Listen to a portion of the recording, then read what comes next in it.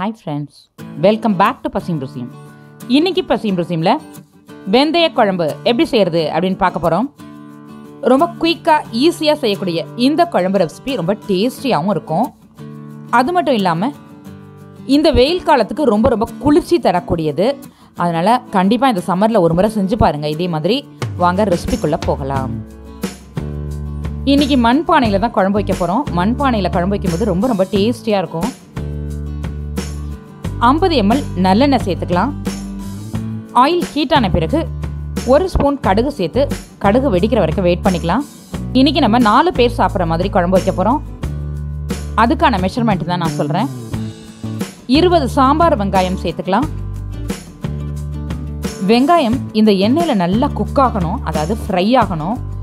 அப்போ தான் இந்த குழம்பு ரொம்ப ரொம்ப டேஸ்டியாக இருக்கும். இந்த குழம்புக்கு ஆயில் ஸ்டார்டிங்லேயே டோட்டலாக சேர்த்துடணும். அப்பப்போ மற்ற குழம்புக்கெலாம் சேர்க்குற மாதிரி ஆயில் சேர்க்கக்கூடாது. பூண்டு, தக்காளி, கருவேப்பிலை இதெல்லாம் சேர்த்து செய்வாங்க. பட் எங்கள் அம்மா சிம்பிளாக இதே மாதிரி ரொம்ப சூப்பராக செய்வாங்க. அதே மாதிரி தான் இன்றைக்கி உங்களுக்கு செஞ்சு காமிச்சிருக்கேன். வெங்காயம் நல்லா குக் ஆகிட்டு இந்த சமயத்தில் நம்ம ஒரு சின்ன லெமன் சைஸ் புளி கரைச்சி வச்சுருக்கேன், அதை இதில் சேர்த்துக்கலாம். கூடவே 1 ஸ்பூன் சாம்பார் மிளகாய் தூள், கல் உப்பு சேர்த்து கொதிக்க விடலாம்.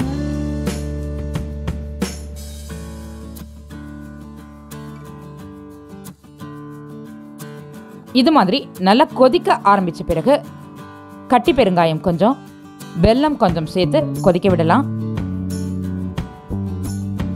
குழம்பு கொதிச்சுட்டு இருக்கட்டும். அதே சமயத்தில் நம்ம இந்த குழம்புக்கு தேவையான பொடி ப்ரிப்பேர் பண்ணிட்டு வந்துடலாம். பேனில் 1.5 ஸ்பூன் வெந்தயம், 1/2 ஸ்பூன் சீரகம் சேர்த்து ட்ரை ஃப்ரை பண்ணிக்கணும்.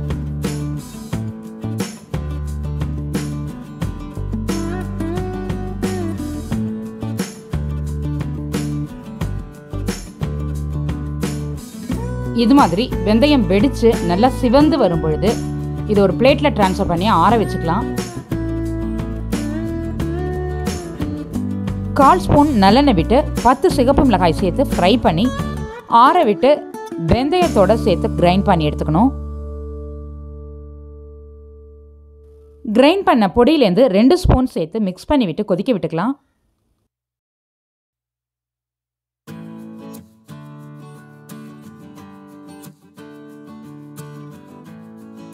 மீதம் இருக்கக்கூடிய இந்த பொடியை ஏர்டைட் கண்டெய்னரில் போட்டு க்ளோஸ் பண்ணி வச்சுருந்தா 1 மாதம் வரைக்கும் நீங்கள் யூஸ் பண்ணலாம்.